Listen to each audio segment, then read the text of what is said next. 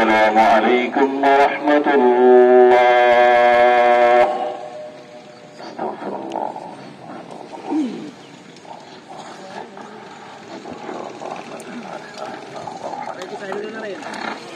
অনেক বেশি ছিল, সেই গাছ কাটে উল্লেখ করেছেন, কে যদি সেই গাছ কাটে জাহান্নামের আগুন তার মাথায় নিক্ষেপ করা হবে।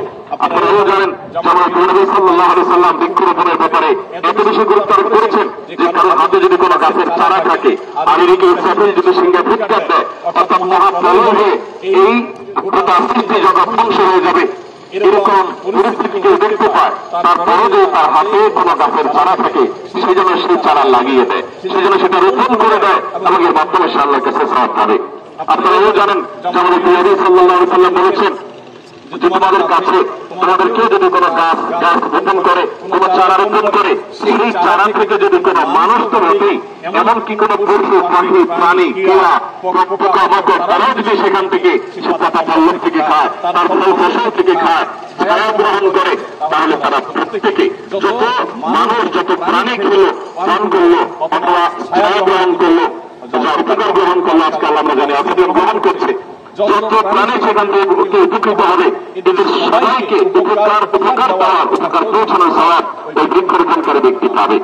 সাদকা জারিয়ার জন্য আমরা শুধুমাত্র অনেকে মসজিদ মাদ্রাসা এই জাতীয় কাজগুলো কি জানি, সাংঘাতিকভাবে এগুলো সাদকা জারিয়ার প্রধান খাতগুলো, এর বাইরেও বৃক্ষরোপণ করা অন্যতম একটা সাদকা জারিয়ার প্রধান খাত। আল্লাহ বলেছেন যাহারাল ফাসাদ ফিল বাররি ওয়াল বাহরি বিমা কাসাবাত আইদিন নাস, ফলে এবং জলে যত বিপদ, যত সমস্যা, যত সংকট তৈরি হয়েছে, এগুলো মানুষেরই হাতের কামাই, এগুলো মানুষেরই হাতের উপার্জন। কিন্তু আজকে যে অবস্থা আমরা দেখতে পাচ্ছি, এই বছর আমরা দেখেছি অনাবৃষ্টির জন্য আমরা হাহাকার করেছি, আমাদের অনেকেই নিজের সুখে মৃত্যুবরণ করার মতো পরিস্থিতির মুখোমুখি হয়েছেন, অনেকে অসুস্থ হয়ে গেছেন, প্রাণীগুলো মানুষ এবং এমনকি আমাদের উদ্ভিদগুলো মরণাপন্ন অবস্থায়, এরকম পরিস্থিতি এবছর আমরা দেখতে পাচ্ছি।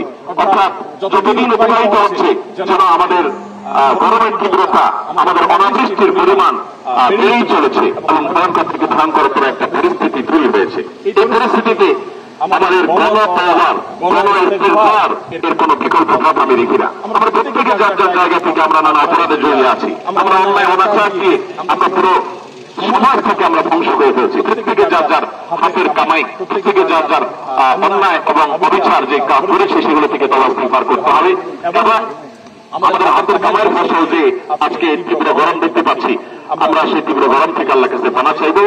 আমরা আল্লাহ সুবহানাহু ওয়া তাআলার কাছে দয়ার বাক্যে দোয়া করব, আল্লাহ আমাদের সেই সামর্থ্য নেই যে আমরা প্রত্যেকে এই গরমের মতো তীব্র গরমে, মধ্যপ্রাচ্যের মতো সেরকম তীব্র গরমে আমরা প্রশান্তির ঠিকানা খুঁজে পাবো অথবা প্রশান্তির ব্যবস্থা করবো, সেই সত্যি সেই আর্থিক সংগতির সামর্থ্য আমাদের নাই। অতএব আমরা নিজেদের অপরাধের কথা স্বীকার করে আমরা তওবা করবো, আমাদের ভুল জায়গা থেকে আমরা সরে আসবো, সেই সাথে আল্লাহ তাআলার কাছে দোয়া আমরা নিবেদন করবো।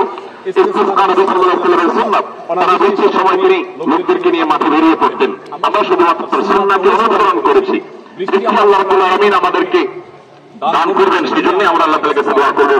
কিন্তু যদি আল্লাহ রাব্বুল আলামিন আমাদেরকে বৃষ্টি না দান করেন, বিলম্ব দান করেন, তারপরেও আমি যে বৃষ্টি প্রার্থনার নামাজ আদায় করেছি, আমি যে সুন্নাত পালন করেছি, সেজন্য ইনশাআল্লাহ আমি সওয়াব পেয়ে যাবো। আমার নবী সাল্লাল্লাহু আলাইহি ওয়াসাল্লামের বৃষ্টি প্রার্থনার দোয়ার মধ্যে কিছু আদব ছিল, আমরা সেগুলো বলে সরাসরি দোয়ার মধ্যে চলে যাবো ইনশাআল্লাহ।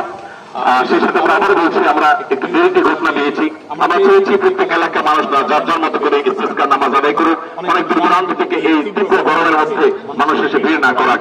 যাই হোক, তারপরে আলহামদুলিল্লাহ আপনারা যারা এসেছেন, আমরা প্রত্যেকে নিজেদের আলোককে নিজের আয়াতকে আল্লাহ তাআলার কাছে পেশ করে সম্পূর্ণ বিনয়ের সাথে যদি অবনত হয় কামর বাক্য আমরা আল্লাহর কাছে দোয়া করতে থাকবো ইনশাআল্লাহ।